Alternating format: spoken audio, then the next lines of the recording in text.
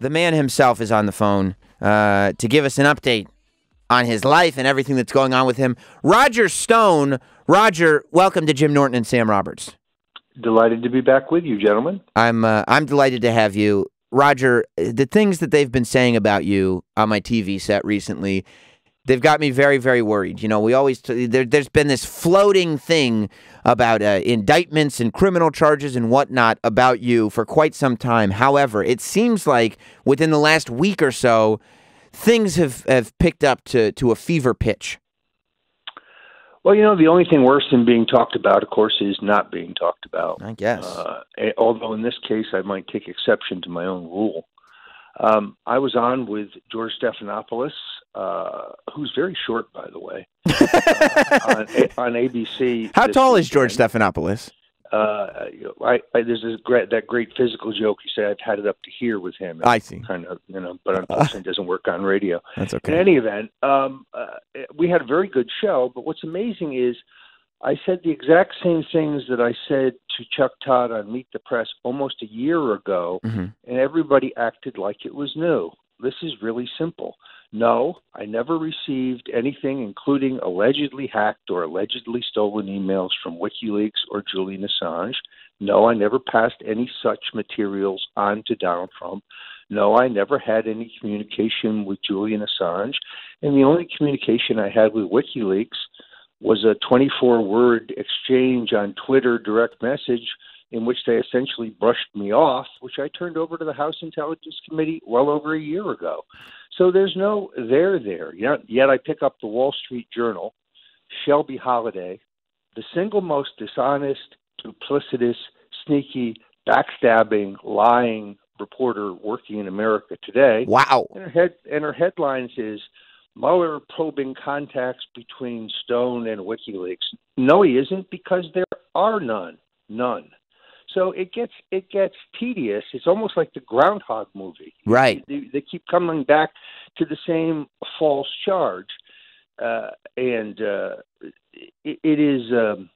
does seem to have a new fever pitch, but there's no there. Now, it's ironic. You're there. Is like it almost sounds like Bill Clinton trying to figure out what the definition of the word is. Well, yesterday it was revealed that I told both the Senate Intelligence and the Senate Judiciary Committees that I'm not going to turn over 4 tractor-trailer loads of documents, and I'm not going to come testify for them. I'm going to invoke my Fifth Amendment constitutional protections, unless they want to let me testify in public. This is where James Comey, I think, is actually right. Why do we need to do these things behind closed doors? I testified for the House Intelligence Committee over a year ago. Every word of my testimony is true. I can prove it if I need to. I'm not even allowed to have a copy of the transcript. Let me ask you this. Because our president, Donald Trump, your guy, once said a year or two ago that he said, you know who pleads the Fifth is mobsters, and I'm paraphrasing here, I'm not reading the quote, but he said mobsters are the ones that plead the Fifth, and he said, if you're not guilty, why would you plead the Fifth? Now, the answer is perjury traps and trumped-up process crimes. I thought this was about Russian collusion. So here's a perfect example. I go to the House Intelligence Committee. I testify. Now, Adam Schiff, who is perhaps the greatest huckster, maybe the greatest con man and fraud in American politics today. Wow. He comes out and says, Stone perjured himself before the committee. Well, let's go through it. One, I did reveal to the committee that the source regarding the significance and the October timing of the WikiLeaks disclosures that so destroyed Hillary's campaign came from Randy Credico, a New York-based radio talk show host. Right, I remember that. And about 10 days ago, 12 days ago, I released 80 pages of text messages that proved indisputably that he was my source, and that his argument that he could have been my source in late July of 2016 because he didn't meet Assange and interview him until late August was irrelevant because he admits in his own words that his source was a woman lawyer who worked for WikiLeaks. So that part is entirely true. Now you have the more recent claims suggested to him by the special counsel's office of Dr. Jerry Corsi. This is a guy who believes the moon landing never happened. That did it? I believe it did. Oh, okay. Either that or it was shot in a warehouse in New Jersey. I'm not sure which. Some people think Kubrick shot it. Yeah, well, I don't think so. In any event. So, but Corsi comes out. They find an email that he sent me on October 2nd in which he says, the WikiLeaks disclosures are coming. They'll be out next week. That was wrong. There'll be a second dump right after that. That was also wrong. And he goes on to say, the Podestas will be exposed to the American people. Aha, they say. There's proof that Stone knew about Podesta's emails being stolen. No, it doesn't. It doesn't say that at all. So everything I told the committee is correct. But instead of engaging in this frivolous word splitting, this hair, the hair splitting over semantics and arguing over non-material bullshit, let's make this simple. If Adam Schiff has any evidence or proof at all that I knew about the source or the content of the WikiLeaks disclosures, or that I received allegedly stolen or allegedly hacked, produce it. Right. Produce it or shut the fuck up. Ouch. I watched the George Stephanopoulos interview, and a couple of things struck me. Number one, I liked when you said that Mueller was giving you a metaphorical proctological exam. Meaning, he was up your ass. But Stephanopoulos didn't pop for that one. He didn't go with you on that, which I thought was... It was a great line. I thought it was great. And you snuck it in on ABC. Like, who does that on network TV? I thought it was wonderful. But I do think people need to understand what it means. Yes, tell me. I'm now going into 2.5 years of being under the microscope. True. That is, because I was under surveillance in 2016. The New York Times reported on January 20th, 2017, that I was one of 3 people being surveilled by the Obama administration during the election, long before Robert Mueller was even appointed. What's that about? What's the probable cause for that, other than the fact that I was supporting and was an advisor to Donald Trump? And then the 2 years since Mr. Mueller came to town, they have literally poked through every single aspect of my life, my personal life, my social life, my family life, my business life, my political life, my sex life, my drinking habits, whether I like to smoke a doob now and then. I mean, what does any of this have to do with Russian collusion? I think you guys know Kristen Davis, a very close gal pal of mine. Mm-hmm. But why would FBI agents be taking pictures of her infant son and showing to people, saying, "Is Roger Stone the father of this baby?" Are you? What does this have to do? I'm not. Oh, okay. I love that kid. I'm the godfather to that baby, and I love him dearly, but I'm not his daddy. Okay. What does this have to do with Russian collusion? I mean, FBI agents were seen ruffling through my garbage. FBI agents questioned my cleaning lady. I thought this was about Russian collusion collusion between the Russian state. Well, maybe you told the cleaning lady, "Hey, don't that stack of papers over there. Don't throw those out. I got those from WikiLeaks. That's Russian collusion." She wouldn't have understood it anyway because I don't speak Spanish. I see. Okay, all right. Well, that actually makes sense then. But on the Stephanopoulos show, he aired the clip. I think it was from a couple years ago. You were talking in front of a group of people. And your quote, and you explained the quote, so I'm not asking you to explain the quote again unless you want to. Of course, you're free to. But your quote was, quote, I saw it. I was amazed when I saw it. It came right out of your mouth. You said the sentence, "I have communicated with Julian Assange." Correct, and I've corrected it 89 times. Do you regret saying that? Because it does when you hear that quote, and then you hear you say that you have not communicated with Julian Assange. I think that's when people get all hung up on the Roger Stone lying thing. Here's the clarification. Yeah, I said within 24 hours of that, my communication was through an intermediary, Randy Credico. I said it under oath on the record in front of the House Intelligence Committee. I've said it in a dozen interviews. George knew that, but he didn't mention that part. It's kind of like, you were in touch with Guccifer 2.0, and he was a Russian hacker. Yes, we had a 24-word exchange over Twitter direct messages.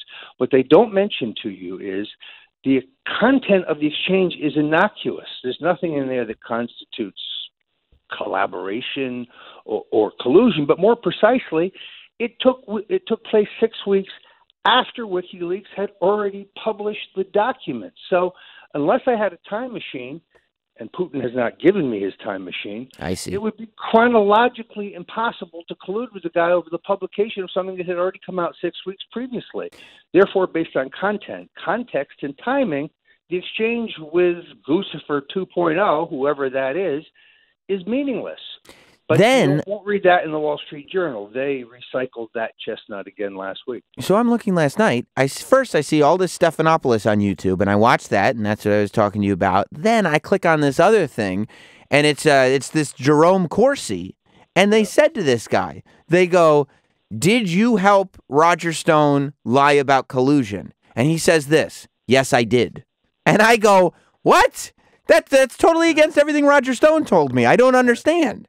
Yeah, he's a 72-year-old man who underwent 40 hours of interrogation by Mueller's people, and that is a provable lie.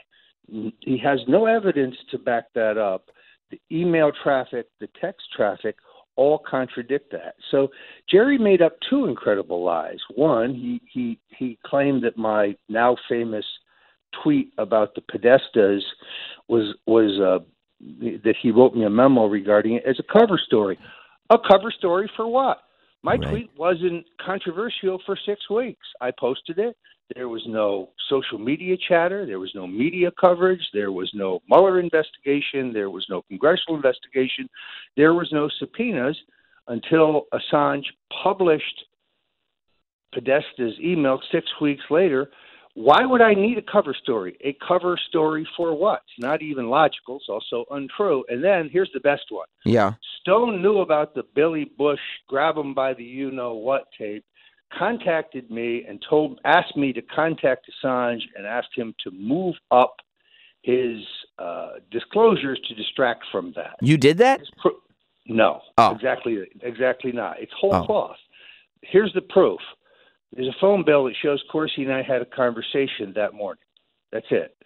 Now, we also had a conversation the day before and the day after that, and many, many conversations during 2016. So poor Jerry Corsi gets rubber hosed into telling lies about me.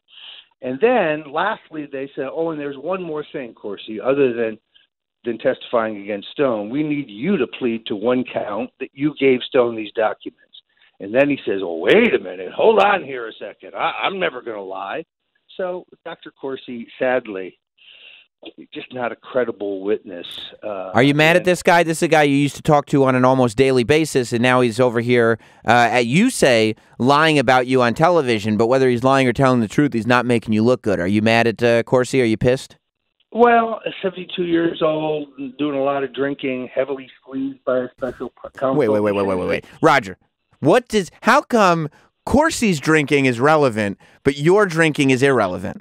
Well, because I saw him being carried out of a restaurant in D.C. not that long ago. I see. And I've never been carried out at any place. I see. Look, I think Corsi is a great writer. I disagree with him on a lot of stuff. I'm disappointed that he allowed himself to be hotboxed by Mueller's gumshoes into bearing false witness against me. Dutch oven? Nothing he says would ever hold up in court because all the evidence is the contrary. He was perfectly happy to railroad me until he found out that he was going to have to do some time. And then suddenly he changed his mind. Here's the other thing. They were talking about you on CNN, too. I watched all these clips, and they were talking about you on CNN, and they said, your letter that your attorney sent out saying that you were the invocation of the Fifth Amendment, saying that you were taking the Fifth Amendment. When your attorney sent that out, he sent that in response to a request that Senator Dianne Feinstein had made of you. Now, the request was not a subpoena, meaning you didn't have to respond to the request. A lot of people have just ignored Senator Feinstein, and you could have just ignored her. Instead of ignoring her, you chose, through your attorney, to come out and make this announcement that you're pleading the Fifth here. Why not just ignore this woman? Because the bulk of the letter is a demand that any testimony be in public. And I'll use any forum I can to make that case. In other words, there was also a completely false implication because the president, after my appearance on ABC with Stephanopoulos, put out a tweet in which he said he praised me for having a lot of guts because I refused to make up stories about him. I refused to lie. He said that he loved you because you refused to testify against him. Well, he didn't really say it. It was a little. He said he loved me because I refused to make up lies and tell stories about him, to use his exact words. Some people wanted to say, "Oh, well, Stone's announcement that he won't testify for the for the Senate Judiciary or Intelligence Committee is a result of Trump's tweet, and therefore that's witness tampering." The problem with that is I told the committees I wouldn't go, nor would I give them anything in advance of Trump's tweet, long before my ABC appearance. So, again, the chronology you would not learn from CNN. Look, I don't get my news from CNN for the same reason I don't eat out of the toilet. I see. It's just because it's disgusting is what you're telling me. Well, it's just nowhere near the truth. Right. I mean, it's very sad. I mean, Don Lemon demands that I come clean on WikiLeaks. I demand that he take an IQ test. I see. So your opinion of CNN would be if somebody were to ingest the news, put it through their entire digestive system, and then move the news through their bowel, what you'd have left would be CNN.